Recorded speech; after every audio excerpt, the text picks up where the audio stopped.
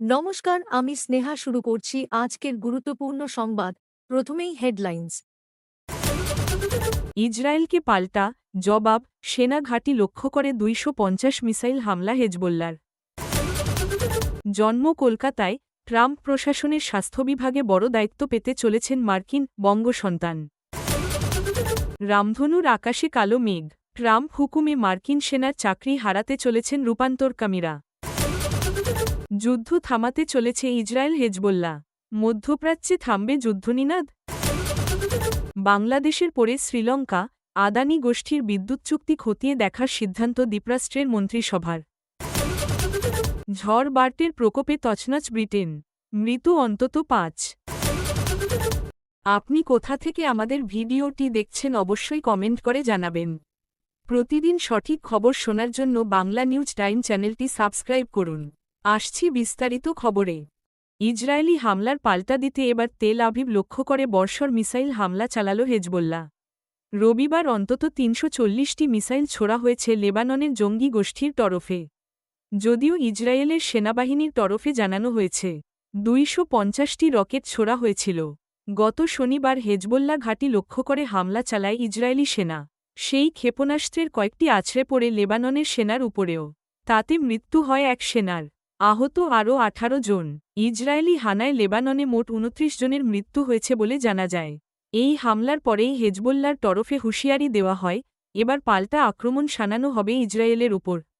তেল আভিভের দুটি সেনা ঘাঁটি লক্ষ্য করে রবিবার হামলা চালায় হেজবোল্লা। ড্রোন এবং মিসাইল আছড়ে পড়ে ইসরায়েলের একাধিক এলাকায়। হেজবোল্লার আক্রমণে ইসরায়েলে অন্তত ৪ জন আহত হয়েছেন বলে জানা গিয়েছে। তবে হেজবোল্লার অধিকাংশ ক্ষেপণাস্ত্রই আটকে দিয়েছে ইসরায়েলের আয়রন ডোম। যদিও গোটা দেশজুড়ে সাইরেন শোনা গিয়েছে। কারোর মৃত্যু না হলেও বেশ কয়েকটি বাড়ি ভেঙে গিয়েছে হেজবোল্লার হানায়। সূত্রের খবর, এবার হয়তো সাময়িক যুদ্ধবিরতির পথে হাঁটতে পারে ইসরায়েল এবং হেজবোল্লা। আমেরিকার নেতৃত্বে হয়তো যুদ্ধবিরতি নিয়ে আলোচনায় বসতে পারে দুই পক্ষ। উল্লেখ্য, গাজার পাশাপাশি লেবাননেও হেজবোল্লার বিরুদ্ধে লাগাতার অভিযান চালাচ্ছে ইসরায়েল সেনা। লেবাননে মৃতের সংখ্যা ৩,০০০ ছাড়িয়েছে, পাশাপাশি আহতের সংখ্যা ১৪,০০০-এর কাছে। এহেন পরিস্থিতিতে কি যুদ্ধবিরতি হবে অগ্নিগর্ভ মধ্যপ্রাচ্যে? মার্কিন যুক্তরাষ্ট্রের স্বাস্থ্য সংস্থার শীর্ষ পদে বসতে চলেছেন এক বাঙালি। শুধু তাই নয়, তিনি খোদ কলকাতার ছেলে। রবিবার আমেরিকার সংবাদমাধ্যম দ্য ওয়াশিংটন পোস্ট যে খবর প্রকাশ করেছে, সেখানেই জানা গিয়েছে এই বাঙালি সন্তানের বিপ্লবের কথা। আন্তর্জাতিক সংবাদ মাধ্যম জানাচ্ছে, আমেরিকার পরবর্তী প্রেসিডেন্ট ডোনাল্ড ট্রাম্পের প্রশাসনে national institute of health NIH এর নতুন অধিকর্তা হতে পারেন কলকাতার জয় ভট্টাচার্য। আগামী ২০ জানুয়ারি আমেরিকার প্রেসিডেন্ট পদে শপথ নেবেন ট্রাম্প। এখন চলছে ঘর গোছানোর কাজ। তার প্রশাসনে কে কোন দায়িত্বে থাকবেন, সেই পরিকল্পনা এখন থেকেই শুরু হয়ে গিয়েছে। সেই মতোই এবার ট্রাম্প ফের প্রেসিডেন্ট নির্বাচিত হওয়ার পর NIH-এর অধিকর্তা পদে জয়কে বসানোর ভাবনাচিন্তা শুরু হয়েছে। যদিও কোনো পক্ষই এ নিয়ে কোনো মন্তব্য করতে চাননি। National institute of health NIH আমেরিকার প্রধান স্বাস্থ্য গবেষণা সংস্থা। এই প্রতিষ্ঠান নতুন ওষুধ, চিকিৎসা পদ্ধতি এবং স্বাস্থ্যসেবা নিয়ে গবেষণার কেন্দ্রবিন্দু। NIH-এর অধিকর্তা হিসেবে MD ডিগ্রিধারী জয় ভট্টাচার্য নিয়োগ পেলে এটি শুধু তার ব্যক্তিগত কৃতিত্ব নয়, বরং ভারতীয় তথা বাঙালির কাছেও গর্বের বিষয়। ৫৬ বছর বয়সী স্বাস্থ্যবিদ এবং অর্থনীতিক জয়ের জন্ম কলকাতাতেই। বর্তমানে তিনি স্ট্যানফোর্ড বিশ্ববিদ্যালয় এবং আমেরিকার ন্যাশনাল ব্যুরো অফ ইকোনমিক রিসার্চের সঙ্গে যুক্ত। রয়েছে MD ডিগ্রি, পাশাপাশি স্ট্যানফোর্ড বিশ্ববিদ্যালয় থেকে অর্থনীতি PhD করেছেন তিনি। কলকাতার সন্তান জয় ভট্টাচার্যের সাফল্য শুধু আমেরিকাতেই সীমাবদ্ধ নয়, তার কাজ বিশ্বব্যাপী প্রভাব ফেলেছে। সম্প্রতি গুঞ্জন ছড়িয়েছে আমেরিকার department of health and human services পরিচালনা করার জন্য আগে রবার্ট F কেনেডিকে বেছে নিয়েছেন ট্রাম্প। এই বিভাগের অধীনেই রয়েছে NIH। চলতি সপ্তাহে কেনেডির সঙ্গে দেখা করেন জয়। যদিও দুজনের বৈঠকে কী কথা হয়েছে, তা প্রকাশ্যে আসেনি। জয় কিংবা কেনেডির মুখপাত্র কেউই এ বিষয়ে কোনো মন্তব্য করেননি। মার্কিন প্রশাসন সূত্রের খবর, ডোনাল্ড ট্রাম্পের প্রশাসনে ইতিমধ্যেই স্বাস্থ্যনীতি, জলবায়ু পরিবর্তন এবং অর্থনীতি নিয়ে তার নীতিগুলি বহু মতের জন্ম দিয়েছে। ঘোষিতভাবে রূপান্তরকামী বিরোধী ডোনাল্ড ট্রাম্প, সেই তিনি ক্ষমতায় ফিরতেই উদ্বেগে ছিলেন মার্কিন মুলুকের রূপান্তরকামী সম্প্রদায়। সম্প্রতি সানডে টাইমসের একটি রিপোর্ট এই ভয়ে সিলমোহর দিয়েছে। তারা জানিয়েছে, এবার নয়া মার্কিন প্রেসিডেন্টের নির্দেশে আমেরিকার সেনাবাহিনী থেকে বাদ পড়বেন অসংখ্য LGBTQIA সদস্যরা। বর্তমানে মার্কিন সামরিক বাহিনীতে কাজ করছেন প্রায় 15,000 ট্রান্সজেন্ডার। প্রথম মেয়াদেই সেনাবাহিনী থেকে ট্রান্সজেন্ডারদের সরিয়ে দেওয়ার পরিকল্পনা করেছিলেন ডোনাল্ড ট্রাম্প। দ্য সানডে টাইমসের রিপোর্ট অনুসারে ট্রান্সজেন্ডারদের মেডিকেল গ্রাউন্ডে বাদ দেওয়া হতে পারে।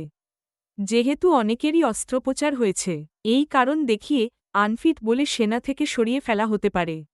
দ্য সানডে টাইমসের রিপোর্ট বলছে, গতবার ক্ষমতায় থাকাকালীন রূপান্তরকামীদের সেনায় যোগ দেওয়ার বিষয়ে নিষেধাজ্ঞা জারি করলেও যারা কর্মরত ছিলেন তাদের বরখাস্ত করার কথা বলা হয়নি। কিন্তু এবারের নির্দেশে LGBTQIA মুক্ত মার্কিন সেনার নির্দেশ দিতে চলেছেন ৪৭তম মার্কিন প্রেসিডেন্ট। আগামী বছর ২০ জানুয়ারি রাষ্ট্রপতি হিসাবে তার প্রথম দিনেই এই আদেশ জারি হতে পারে বলে জল্পনা। বিগত সময়ে রাষ্ট্রপতি জো বাইডেন সামরিক ক্ষেত্রে ট্রান্সজেন্ডারদের যোগ দেওয়া নিয়ে ট্রাম্পের জারি করা নিষেধাজ্ঞা তুলে নিয়েছিলেন। এবার যার উপায় থাকবে না। উল্লেখ্য, ট্রাম্প ভোটে জিততেই উদ্বেগ প্রকাশ করেছিলেন এলন মাস্কের মেয়ে ভিভিয়ান জেন্না উইলসন, যিনি নিজেও একজন রূপান্তরকামী। জেন্না আশঙ্কা প্রকাশ করেন, অচিরেই রূপান্তরকামীদের উপর বড় নিষেধাজ্ঞা জারি করবেন ট্রাম্প। বাস্তবেও তেমনটাই ঘটতে চলেছে বলেই খবর। অবশেষে যুদ্ধবিরতির পথে হাঁটতে চলেছে ইসরায়েল ও হেজবোল্লাহ। সেই সম্ভাবনাই এবার জোরালো হয়ে উঠেছে আন্তর্জাতিক সংবাদমাধ্যম CNN এর রিপোর্টে। দীর্ঘ সময় ধরে ইসরায়েলের সঙ্গে সমঝোতা করতে চেয়েছিল হেজবোল্লাহ গোষ্ঠী। এতদিন এই বিষয়ে ইসরায়েল তেমন কোনো আগ্রহ না দেখালেও অবশেষে এই ইস্যুতে চিন্তাভাবনা শুরু করেছে। যদিও এখনও পর্যন্ত এই যুদ্ধবিরতি নিয়ে চূড়ান্ত কোনো সিদ্ধান্ত নেওয়া হয়নি বলেই জানা যাচ্ছে। স্থানীয় সংবাদমাধ্যমের তরফেও জেরুজালেম, ওয়াশিংটন ও বেইরুটের আধিকারিকদের বক্তব্য তুলে ধরা হয়েছে, যেখানে দাবি করা হচ্ছে এই যুদ্ধবিরতির পথে অনেকখানি এগিয়েছে ইসরায়েল। সংঘর্ষবিরতিতে যেসব শর্ত চাপানো হয়েছে তার মুখ্য বিষয়গুলি মেনে নেওয়া হলেও এখনও একাধিক বিষয়ে আলোচনা বাকি রয়েছে। গত রবিবার হেজবোল্লার সঙ্গে উচ্চপর্যায়ের বৈঠকে বসেছিলেন ইসরায়েলের প্রধানমন্ত্রী বেঞ্জামিন নেতানিয়াহু। তারপরই প্রকাশ্যে আসে বিষয়টি। নেতানিয়াহুর এক মুখপাত্র মার্কিন সংবাদমাধ্যম CNN-কে জানিয়েছেন, আমরা এই পথে অনেকখানি এগিয়েছি ঠিকই, তবে এখনও বহু বিষয়ে আলোচনা বাকি রয়েছে। জানা যাচ্ছে, এই যুদ্ধবিরতিতে মধ্যস্থতাকারীর ভূমিকা পালন করতে চলেছে আমেরিকা। হেজবোল্লার সঙ্গে নেতানিয়াহুর এই বৈঠক করাতে গুরুত্বপূর্ণ ভূমিকা নিয়েছেন মার্কিন রাষ্ট্রদূত আমোস হোচস্টেইন। উল্লেখ্য, লেবাননের স্বাস্থ্যমন্ত্রক সূত্রে খবর, ইসরায়েলের হামলায় এখনও পর্যন্ত লেবাননে মৃত্যু হয়েছে ৩,০০০ জনের। ইরানের সঙ্গেও যে কোনো সময় বাধতে পারে ভয়াবহ সংঘর্ষ। পরিস্থিতি যাতে এমন পর্যায়ে না পৌঁছয় সেদিকে নজর রেখেছে গোটা বিশ্ব, যার জেরেই যুদ্ধ থামাতে তৎপর হয়েছে আমেরিকা। ইরান ঘনিষ্ঠ হেজবোল্লার তরফে যুদ্ধবিরতিতে সম্মতি আসলে ইরানের সম্মতি হিসেবে দেখছেন বিশেষজ্ঞরা। সেক্ষেত্রে ১ বছরেরও বেশি সময় ধরে চলতে থাকা যুদ্ধ অবশেষে শান্তির দিকে এগোতে পারে বলে মনে করা হচ্ছে। এদিকে যুদ্ধবিরতি নিয়ে আলোচনার মাঝেই রবিবার ইসরায়েলে অন্তত ৩৪০টি মিসাইল ছোড়া হয়েছে লেবাননের জঙ্গি গোষ্ঠীর তরফে।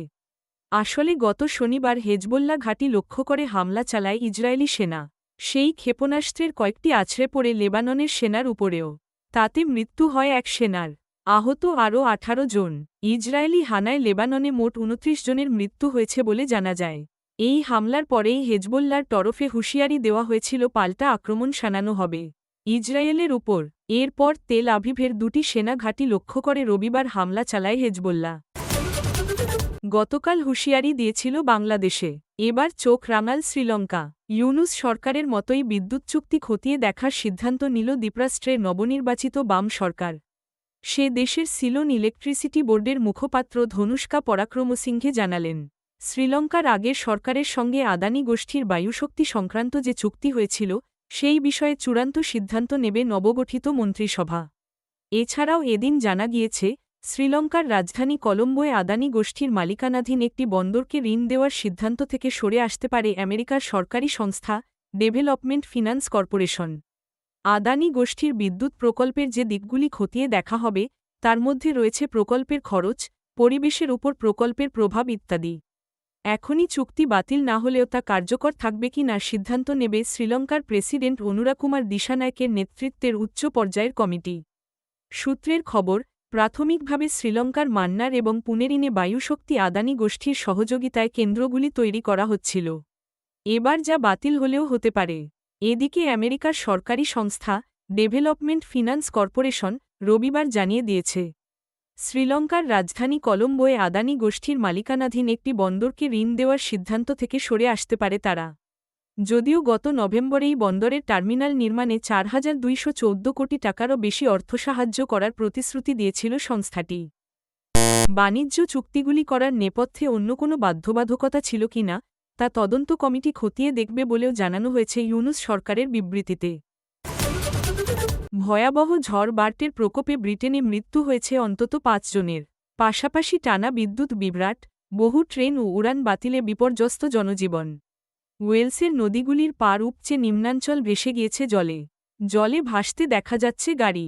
ঝড়ের ধাক্কায় সৃষ্টি বিপর্যয়ের নানা মুহূর্ত ধরা পড়েছে ছড়িয়ে পড়া নানা ভিডিওয়ে। দক্ষিণ ইংল্যান্ডের উইনচেস্টারে গাড়ির উপরে গাছ ভেঙে মারা গিয়েছেন ৬০ বছর বয়সী এক বৃদ্ধ। নর্দাম্পটনশায়ারে দুর্ঘটনা, প্রাণ কেড়েছে আরও একজন। পাশাপাশি পশ্চিম ইয়র্কশায়ারে ৩৪ বছরের এক ব্যক্তি মারা গিয়েছেন গাড়ির সংঘর্ষে। ব্রিটিশ সংবাদ সংস্থা জানাচ্ছে, আরও দুজনের মৃত্যুর ঘটনার কথা জানা গিয়েছে। তবে সব কটি দুর্ঘটনার সঙ্গে ঝড়ের সরাসরি যোগ আছে কিনা তা এখনও পরিষ্কার নয়। এদিকে বৃষ্টির প্রকোপে লন্ডনের হিথ্রো বিমানবন্দরে প্রায় ৩০০ উড়ান বাতিল হয়েছে আবহাওয়ার দুর্যোগের কারণে। গোটা ব্রিটেনে বাতিল হয়েছে প্রায় ১২০০ উড়ান। এছাড়া লন্ডন ও ওয়েলসের মধ্যে বহু ট্রেন বাতিল হয়েছে। এক্সেটার থেকে ওকেহাম্পটন ও বার্নস্টেপলের মধ্যবর্তী ট্রেন চলাচলও ব্যাহত। ইউরোপের আবহাওয়া দপ্তরগুলি থেকে প্রাপ্ত ৫৩টি রিপোর্ট থেকে জানা যাচ্ছে, গত ২৪ ঘণ্টায় ১৩০ মিলিমিটারের বেশি বৃষ্টিপাত হয়েছে। পাশাপাশি মধ্য, দক্ষিণ ও পূর্ব ইংল্যান্ড এবং উত্তর আয়ারল্যান্ড ও পশ্চিম স্কটল্যান্ডে ভারী বাতাস বওয়ার পূর্বাভাস ঘিরে নতুন করে আতঙ্ক তৈরি করছে। তবে মঙ্গলবার সকালের মধ্যে উত্তর পশ্চিম ইংল্যান্ডে আকাশ পরিষ্কার হয়ে যাবে বলে মনে করা হচ্ছে। কিন্তু বাকি ব্রিটেনে দুর্যোগ বুধবারের আগে কাটবে না বলেই জানানো হয়েছে। আজকের মতো খবর এখানেই শেষ হলো।